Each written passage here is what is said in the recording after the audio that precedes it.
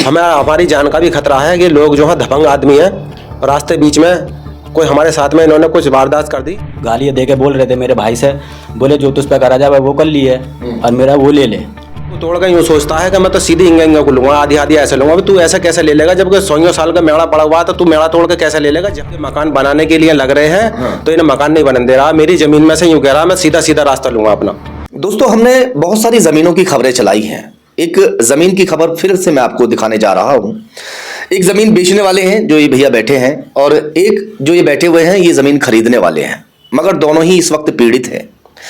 एक नंबर की जमीन है, एक नंबर के दस्तावेज इनके पास में है, बैनामा है, सब कुछ है, मगर अब एक दबंग अपनी दबंगई दिखाकर इनकी जमीन में अपनी नपत करने की कोशिश कर रहा है। इनका यह आरोप है। क्या कुछ पूरा मामला है, इनकी जुबानी सुनते हैं कि आखिर योगी सरकार में इतना सख्त कानून होने के बावजूद भी अपनी दबंगई कोई ऐसी कैसे दिखा सकता है। आपका क्या नाम है? मेरा रफीक नाम है। कहाँ से हैं आप? हाजीपुर भटौले से। थाना कौन सा लगता है? देहात थाना लगता है। खुर्जा देहात जी। बताइए क्या मामला है। हमने जमीन बेची, हमारे दादा परदादा की पुरानी जमीन है, और हमने 1 बीघा जमीन इनको बेच दी थी। अब 1 बीघा जमीन बेचने के बाद में इनकी ईंटें भी पड़ी हैं, कई साल की पड़ी हैं ईंटें इनकी। अब वो जो है आपने ये जमीन कब बेची थी इन्हें? 15-16 साल हो गई इनको जो बेची है? जी। अच्छा। अब हमारे चाचा ताऊ के जो बच्चे थे उन्होंने दूसरे को बेची थी, उन्होंने 20 से लेकर 25 साल तक हो गई। अब वो जो है ना जब से तब बोला नहीं था, अब के मकान बनाने के लिए लग रहे हैं तो इन्हें मकान नहीं बनने दे रहा। मेरी जमीन में से यूं कह रहा मैं सीधा सीधा रास्ता लूंगा अपना।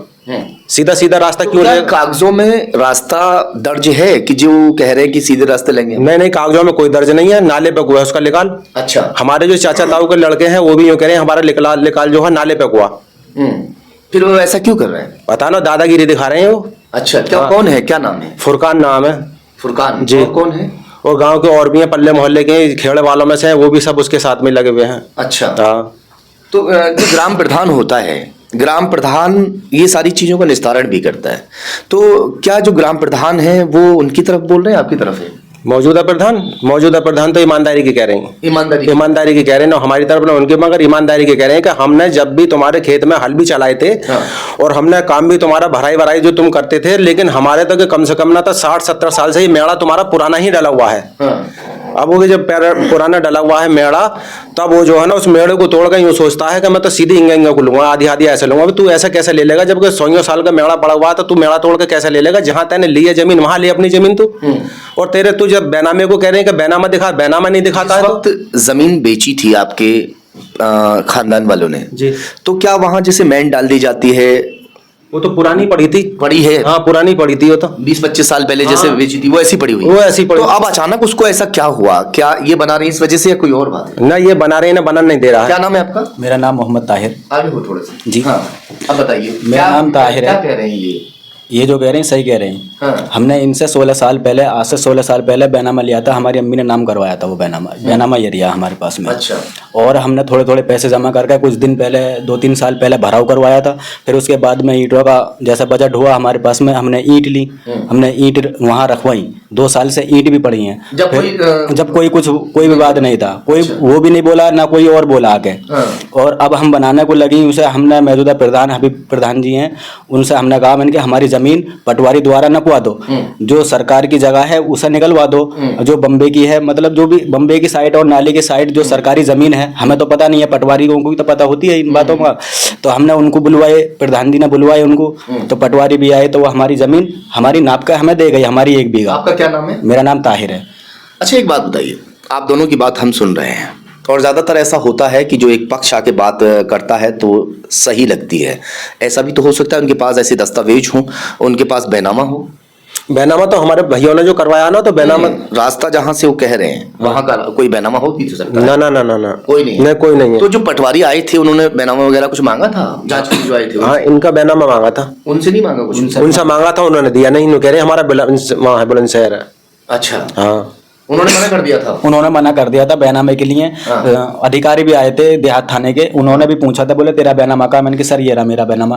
फिर उस पार्टी से पूछा, बोले तेरा बैनामा कहाँ है? तो बोला मेरा बुलंदशहर बैनामा रखा है। बोले तू यहाँ। भाई, ये कोई ऐसे पहले पीड़ित नहीं है जिनके जमीन पर जबरदस्ती जो दबंग हैं वो कब्जा करना चाह रहे हो। थोड़ा सा भी कोई कमज़ोर तबका हो, कमज़ोर तबके के लोग हों या इस तरह से कोई गरीब हो, तो उनका कोई ज़मीन का टुकड़ा होता है, उसे दबंग ज़्यादातर इस तरह से छीन भी लेते हैं। छीनने की कोशिश नहीं कहूँगा, छीन लेते हैं, ना कुछ पैसे उन्हें देकर ज़मीन अपनी कर लेते हैं। तो शायद, हालांकि ये जांच का विषय है, पुलिस इसकी जांच करे, जांच करने के बाद में ये स्पष्ट होगा कि ज़मीन इन्हीं की है। अगर इनके पास बैनामा है तो ज़मीन इन्हीं की है, और अगर उसके पास बैनामा है तो वो अपना बैनामा दिखाए। क्यों? जी जी, बैनामा दिखावा है, उसके बैनामे में पेड़ भी लिखे हुए, दिशा भी लिखी हुई है। देखो, हम सुबह 6:30 बजे फजर की नमाज पढ़ कर निकल जाते हैं काम पे। हमें हमारी जान का भी खतरा है कि लोग जो है दबंग आदमी हैं, रास्ते बीच में कोई हमारे साथ में इन्होंने कुछ वारदात कर दी तो देखो हम तुम्हें बता रहे हैं इस बात को। हाँ, हमारे साथ में हमारी जान का खतरा है। मजदूर आदमी हम मजदूरी करते हैं। कल भी जब नाप तुलाई हो रही थी पटवारी द्वारा, तो वहाँ गाली गलौज करने आए थे मुस्तजाब प्रधान जी। तो वो गाली दे के बोल रहे थे मेरे भाई से, बोले जो तुझ पे करा जाए वो कर लिए और मेरा वो ले ले। अच्छा, हाँ, इस तरह की बात हुई। हाँ, तो पुलिस को कंप्लेंट किया आप लोगों ने? ना, हमने ना करी। हाँ, अगर पुलिस को कंप्लेंट करेंगे तो फिर और ज़्यादा पिटेंगे, इसलिए बहुत से लोग डर की वजह से पुलिस तक भी नहीं पहुंच पाते हैं। इसका पुलिस संज्ञान ले इस मामले को, और इनकी जांच करने के बाद में अगर ज़मीन इन्हीं की है तो इस तरह से जो दबंगी वो लोग कर रहे हैं उनकी दबंगी को ख़त्म किया जाए, उन पर एक्शन लिया जाए, और अगर ज़मीन उसकी है तो फिर उसको ज़मीन दी जाए। जांच का विषय है ये।